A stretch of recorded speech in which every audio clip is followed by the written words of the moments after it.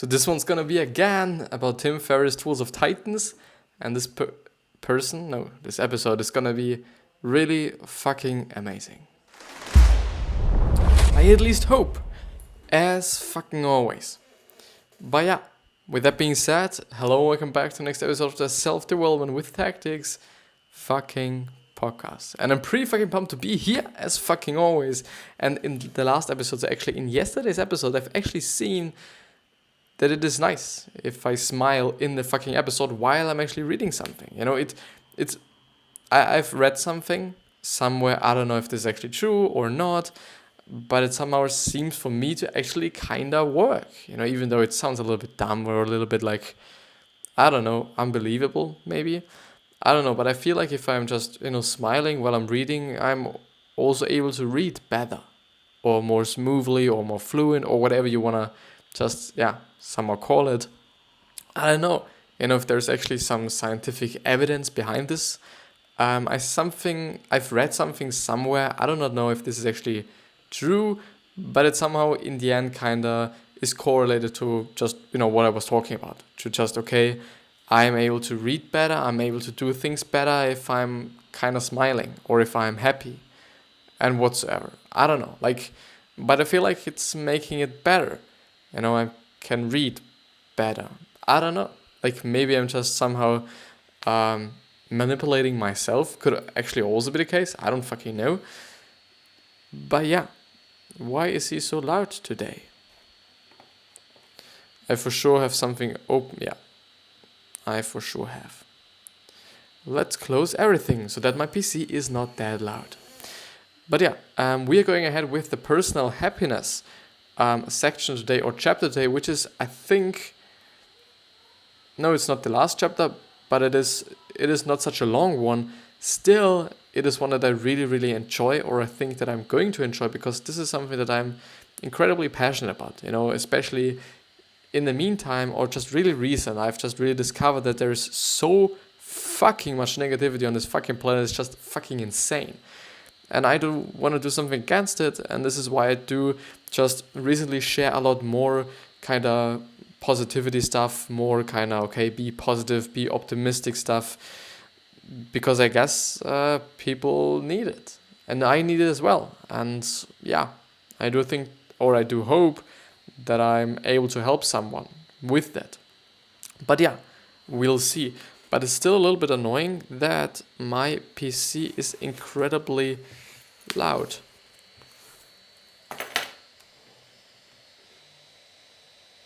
But somehow it's really noisy. I do hope that you're not hearing it. Yeah, you're gonna hear it a little bit. I'm very sorry for that, actually. I'm really sorry, but I do my best to not let it be that case.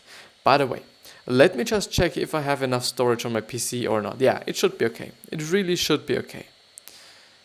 But yeah, I think I'll just go ahead with the summary. It's really loud, but the sound is just somehow strange. I'm not really used to such a sound. It's pretty high. Never mind. So personal happiness. Calmness under fire. Calm is contagious. Said to Navy SEALs, people mimic your behavior.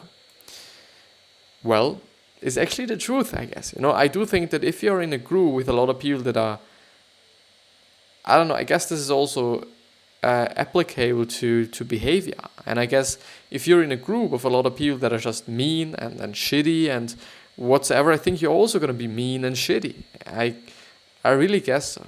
I've always kind of underestimated the power the other people have, and the power the other people have in terms of actually influencing you. I think it's just, pretty much insane. It really is.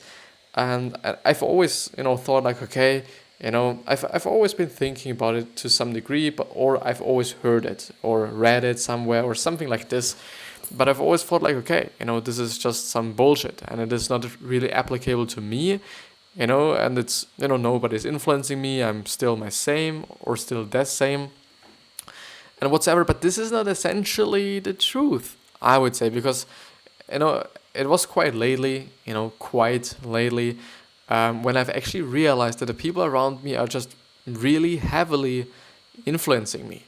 Also, in terms of the vocabulary that I'm using, there's such a lot of things and such a lot of factors. But yeah, more like things where the people around you are definitely influencing you, whether it be the words you're using, the perspective you have on the world, whether you're optimistic or pessimistic, and all those things. So they can really fucking change you. And yeah, I guess this is also something you do just have to search for, or you do have to look for and see whether it is actually the case for you or not. And I think this might be some of these things that you do not recognize and do not realize just as such, or just by just living your life without actually looking for it, without actually kind of trying to see it. But yeah, I'm gonna go ahead with the summary. Matt Mullenweg exemplifies getting upset won't help things, which is actually the truth. I still am a person that is really struggling with getting upset and being very fucking angry. I'm a person, especially when I'm tired, and this is actually something that's quite interesting, I guess. After some days where I haven't slept a lot or I haven't slept a lot, I do just realize that I'm getting angry very, very fast. Just incredibly fast, I would say. It is pretty much insane, but it still is very interesting. But you can then and there see that not sleeping is probably not the best thing you can do, actually. So yeah. I do think getting upset and complaining about things is just in general pretty stupid, because most of the time it won't help really anything. It really won't. It really won't. Reid Hoffman has responded to insults with, "I am perfectly willing to accept that." Wow. Okay. Just a different approach, I say. The key in a restaurant in any high pressure situation is that 75% of success is staying calm and not losing your nerve. The rest you figure out, but once you lose your calm, everything else starts falling apart fast. From Sam Cuss. And I'm just imagining whether actually being in a restaurant or working in a restaurant is actually that stressful. And I guess so. Yeah, I really guess so, especially if it's just a pretty big one. I think it's just actually a hard job, to be either the cook or some waitress in a very just big restaurant and whatsoever. Evander Holyfield, while watching TV and relaxing before his big fight, I'm either ready or I'm not. Worrying about it right now ain't gonna change a damn thing. Whatever's gonna happen is gonna happen. And I've either done everything I can do to be ready for this, or I haven't. Which is actually the truth, and I guess it's, well, I don't know. Like, it's quite interesting, because it's somehow, for me at least, it doesn't feel that optimistic somehow. And I do kind of feel like, okay, before a fight, I do think you should be very optimistic, because everything can happen. Like, I don't know, I was just thinking about whether you can actually die or not in a fight. But I guess you can, unfortunately.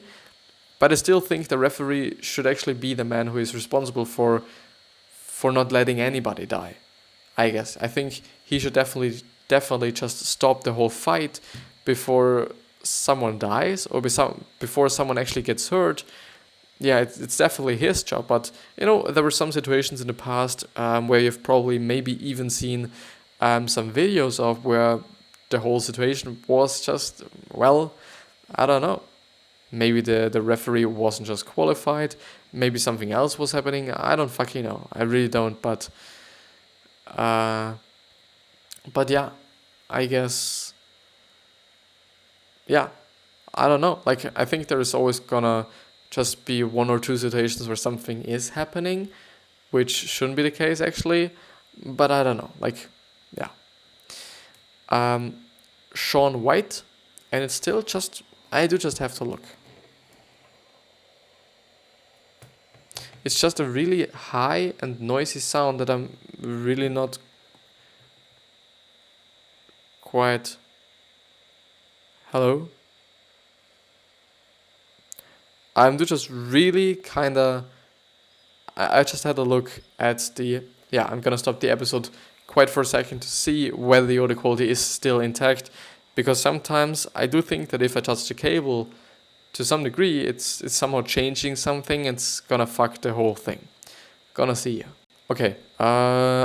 Fortunately, the audio is totally fine. So therefore, we're gonna just go ahead and be a little bit fast, I guess. Ego invites suffering. Tony Robbins just suggests that the reason you suffer is you're focused on yourself and your own feelings. If you're worried about your kids, it's because you feel you've failed your kids. Suffering comes from 3 thought patterns: loss, less, and never. Well, I don't know. Could actually be the case, but I'm just trusting into what Tony Robbins is actually saying. You know, he has been in this job, or he has done what he is doing right now for quite some time, I'd say. I guess actually, I think he started when he was maybe in his 20s or something. Maybe even before. But I don't remember correctly. You know, and now he is, I guess, what might he be? Let's see. Let's actually look that up. Tony Robbins. No, not TonyRobbins.com. Thanks a lot. It's still a great website. But I want to go on his Wikipedia site. And I also let you see that. Tony Robbins. Yeah. There you can see it. I'm just gonna do it like this. Like that. Okay. Yeah, I can actually see it already. It's a little big. Oh, I have it like this. But it should be actually there somehow. Yeah. There you now can see it. He is actually... where is it?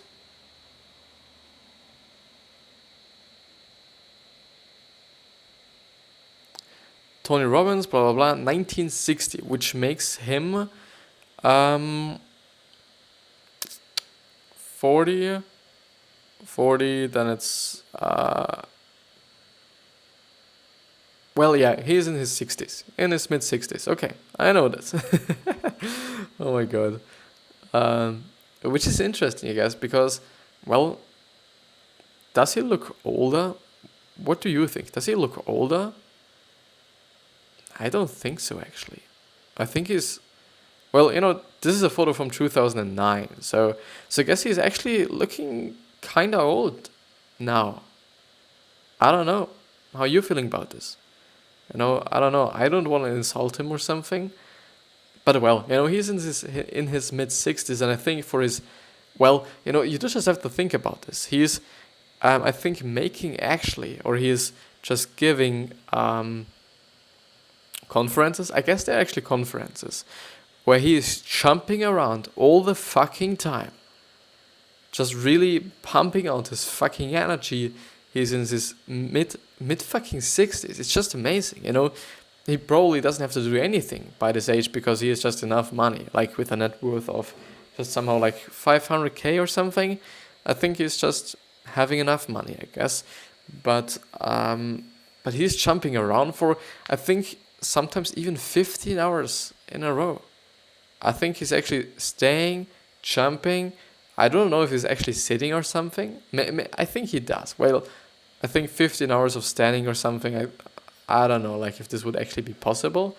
For sure it is possible. But I think, well, like if you do not have to, well, why would you do this then? Like, but I think he's actually, I kind of think heard something like this, but I think he's actually running a marathon by actually his seminar, or in his seminar, and I've always thought like, okay, what the fuck, you know, he's running a fucking marathon in this kind of seminar, but it was meant like, okay, you know, because he's jumping all the time, because he's going around all the time, and whatever, he actually gets the amount of kilometers or miles that you need for a fucking marathon, which is actually 21 miles, I guess.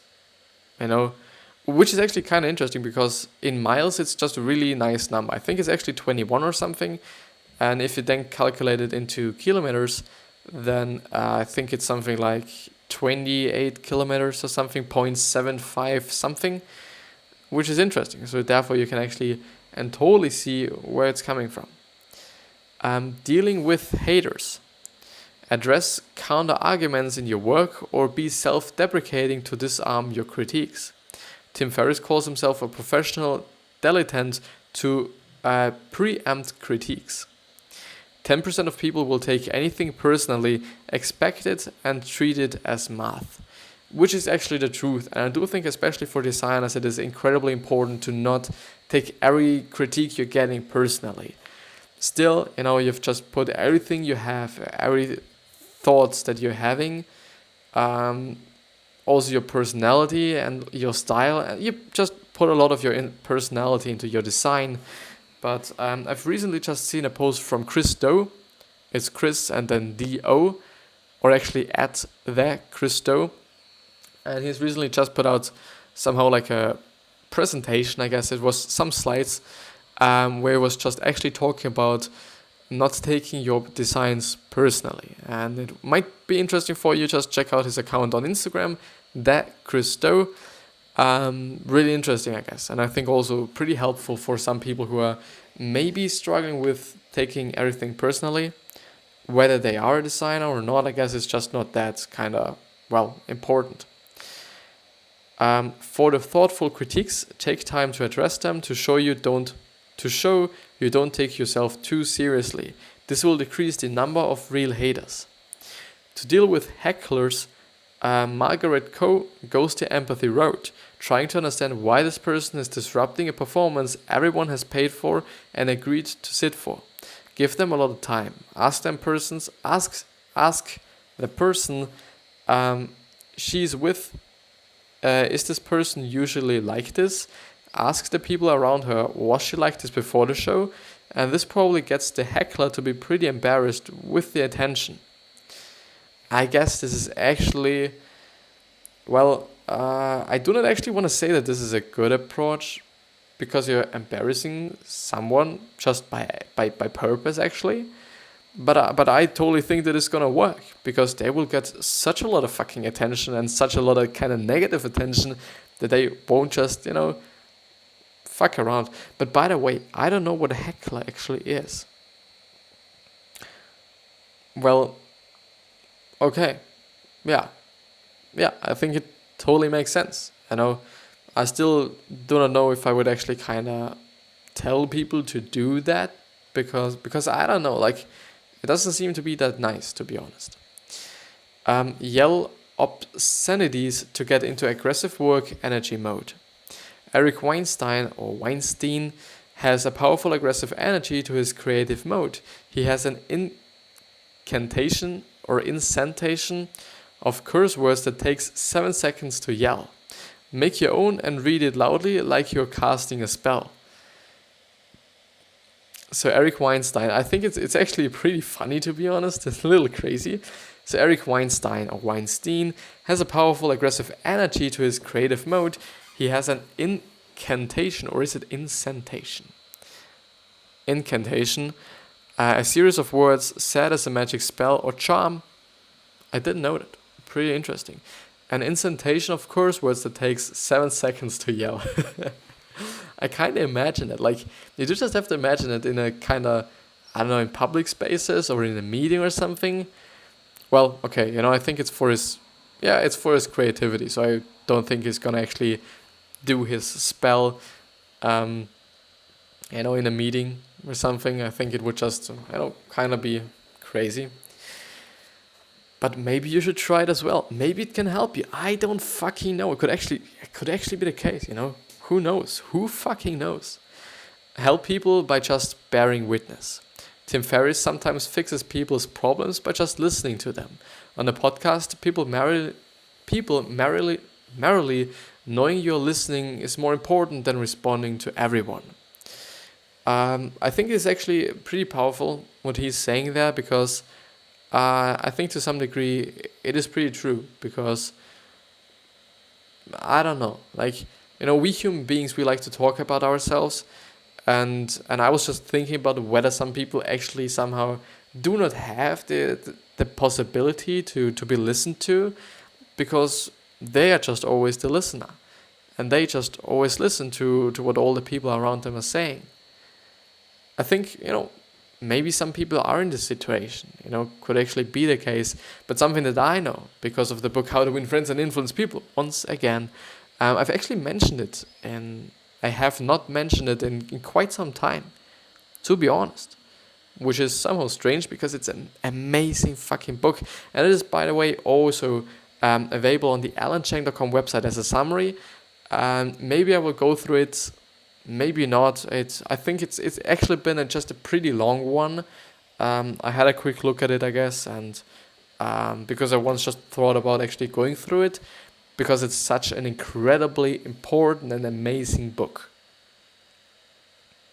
Or the information is great. Like, the information is great. I do just have some problems with actually kind of emphasizing the book part, because it's kind of only about the situation that is in the book and not about the book itself, I guess. Because, I don't know, like, I really don't like it when people say, like, you gotta have to read books, you do just have to do it, it's important, you just need to kind of develop some new skills, you need to get information through books and whatsoever. You don't only get information from books, you also get information from websites, from articles, from videos, from courses. I do really believe in the individual of every human being, and therefore I also say, like, okay, if you're able to learn through courses way better, why the fuck would you even try to read fucking books? If you just know, okay, or why would you just take some courses? If you just know, or why would you buy books? If you just totally know, okay, if the information is there on both sides, like, it totally makes sense that you're going to buy a book because the information is there. It just makes sense. But if the information is in a course form and also in a just book form, it would be just not that smart, I guess. If you just, would buy the book, if you just really know that if you're way better able to kind of absorb the whole information and whatsoever by just going through the course. Yeah.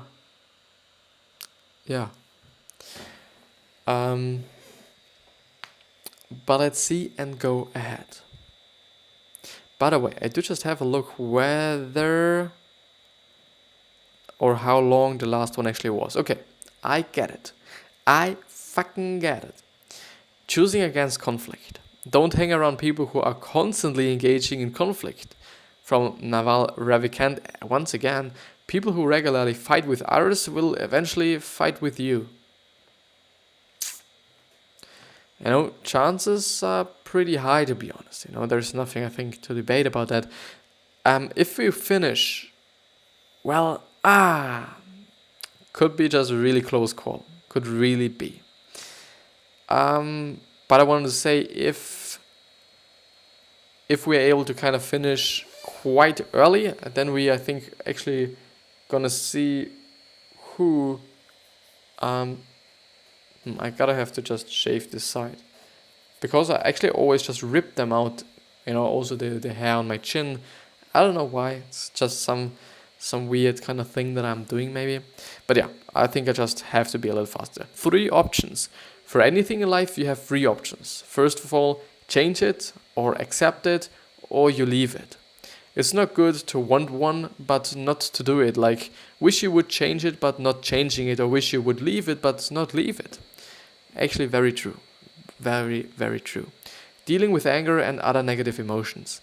Anger is a hot coal that you hold in your hand while waiting to throw it at someone else. This is just me. I do have a lot of anger. I do not know why. Maybe it's just because of my upcoming or some shit like this. I don't fucking know.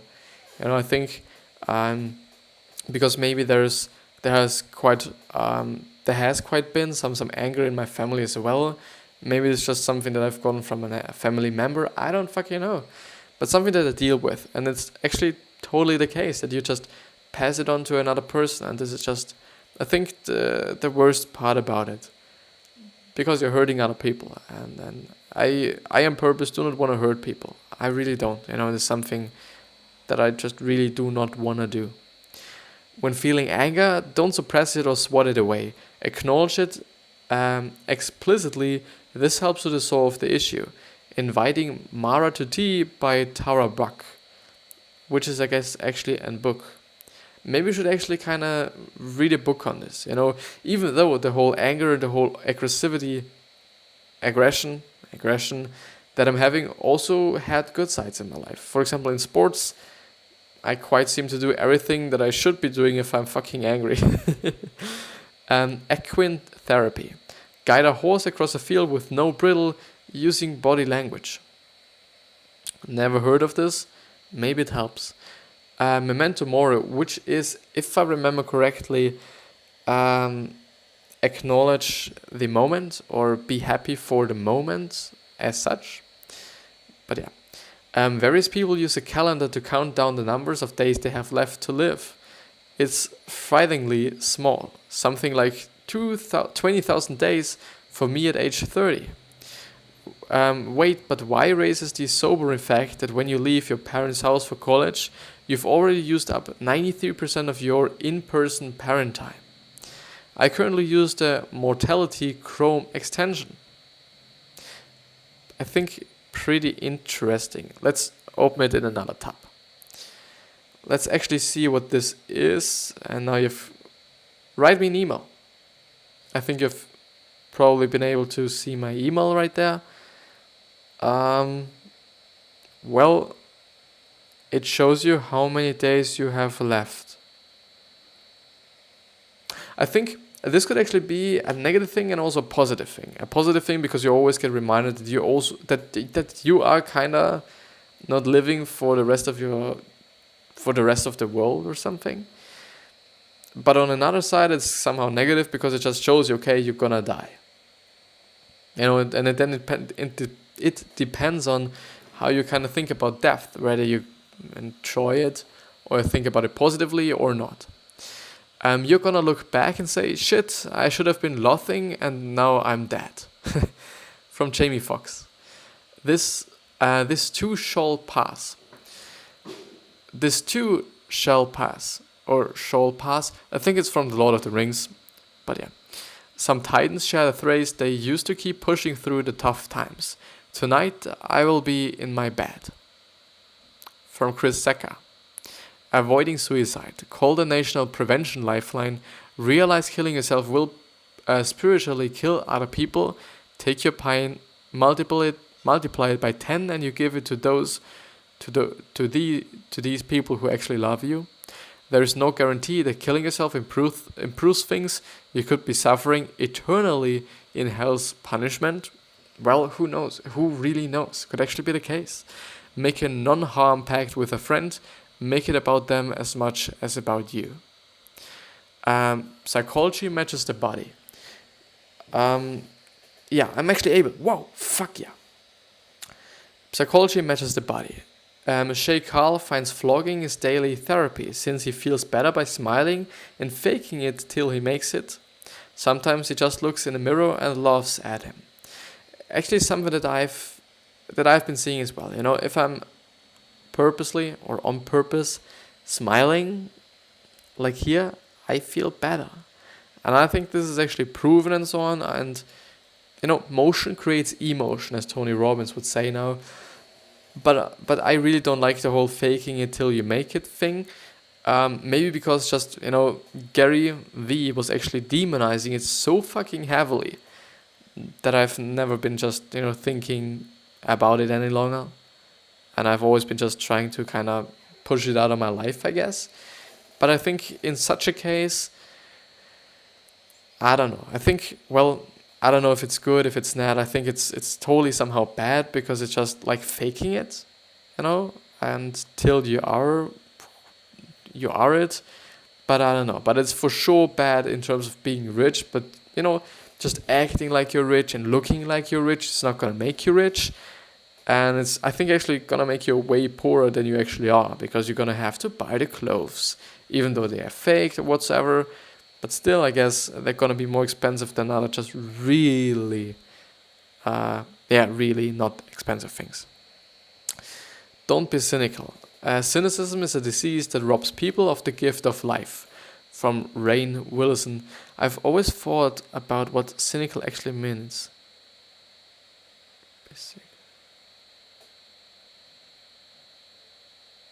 I don't know what it is actually in German. Being chatted is almost like being dead. Nothing impresses you because you feel like you've seen it all before and you go through life with dark lenses on. Negativity. Just note gone. Notice something previously experienced that is no more. Like a breath or a thought or an emotion. This trains you to realize each sensory insult passes. Totally, everything's gonna pass, whether it be negative or it be positive. But definitely the negative shit, that's gonna fucking pass. Joy of loving kindness. Identify two other people, and they could totally be strangers, and think, I wish for this person to be fucking happy. Something that I always think about every single day. Every single day, I just really hope that those people who might encounter my stuff, who might not encounter my stuff, I really give a fuck. I just really hope that all the people that are on this fucking planet are happy. I really hope this from the fucking bottom of my fucking goddamn heart. I hope it. And I also just hope it for the people around me. And it's just really not great to then see people not being happy. But I don't know. I don't know how much you can actually judge it by, or say it by actually looking at them from an outside. Because from the outside I often just, go around being like this. I actually do this. I don't know. I just really look angry going around there. But I'm happy. At least I'm just not angry. This increases your own happiness and takes the focus off your own ego. Whitney Cummings suggests that every time you meet someone, in your head say, I love you. Before you have a conversation, imagine doing this at Starbucks or the DMV. Whatever this actually is. In the US, Department of Motor Vehicles. Don't know what this is. But yeah, makes sense. And I think it's a great approach and it's a great tip. But this is actually the end of the episode and I've really, really enjoyed this episode. Talking went well, the whole episode went well. And I'm actually kind of finished for the day. Because I've actually had 4 hours less, 3 hours less of school, or less school, which is great because I was able to get home just, pretty quickly, or just, quicker. I haven't eaten something up to this point. I was only doing the posts, and there I've just really wasted a lot of time, actually an hour. But I think today I'm actually going to be able to sleep, which is nice, which is incredibly nice. But yeah, with that being said, I wish you the best health, wealth, happiness, and success. And I also hope that you're going to remind yourself on how you're going to be remembered, so basically your legacy. Whether you're going to be remembered as a good person or as a bad person, because it definitely is in your hands. And with that being said, I see you the next time. Thanks a lot.